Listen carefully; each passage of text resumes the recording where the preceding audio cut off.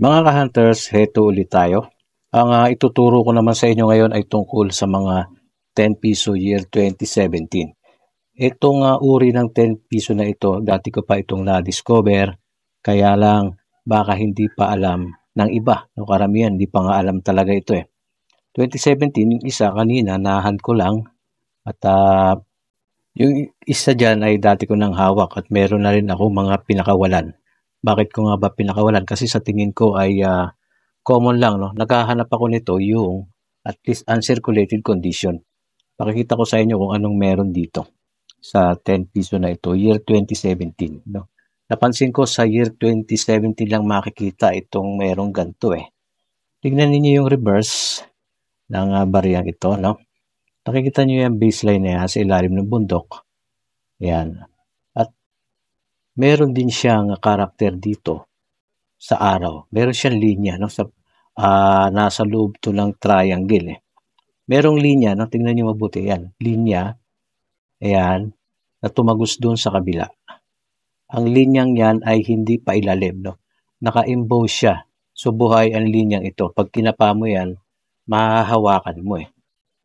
No, ngayon, sa content natin na ito, kayo naman ang tatanungin ko kung ano sa tingin ninyo. Parang survey, no? Sa tingin nyo ba ito ay isang variant ba o isang error? Bakit ko nga ba natanong yan? Kasi yung mga nahawakan ko dati niyan ay talaga namang halos parehong-pareho eh. No, yung linya na yon. No, ito naman yung lahan ko kanina. 2017 din ito. Yan, pakita ko lang sa inyo.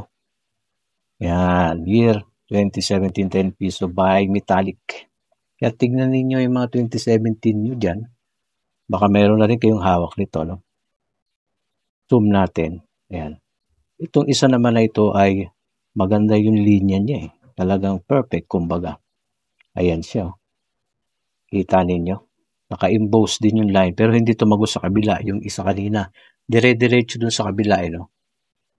Nasa loob siya ng triangle. Pero itong isa naman din na ito ay yung linya niya. Ang maganda lang dito, hindi naapektuhan yung araw tsaka yung naka-slant na linya na yan. Nasa loob siya eh.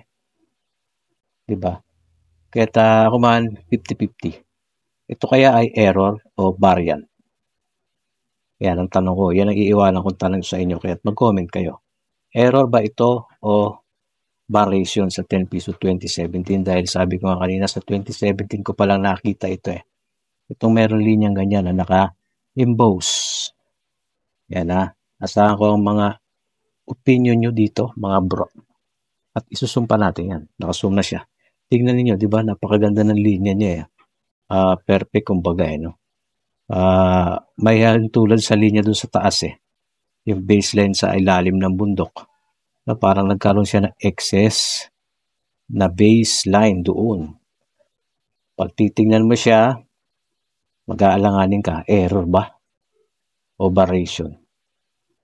No? So, pakisagot mga ka-hunters at kailangan din natin na siyempre hindi lang naman opinion ko ang dapat na pinakikinggan dito eh. Pati rin naman sa inyo mga bro dahil kung marunong naman na kayo tumingin ng mga error, magkakaroon kayo ng idea kung ano ba yan.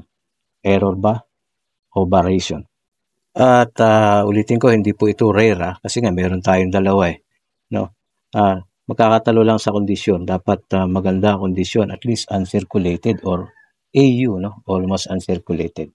Yan po ang ating sharing mga ka-hunters. Pa-share ang ating video. Huwag kalimutan mag-subscribe, no? And follow. God bless po.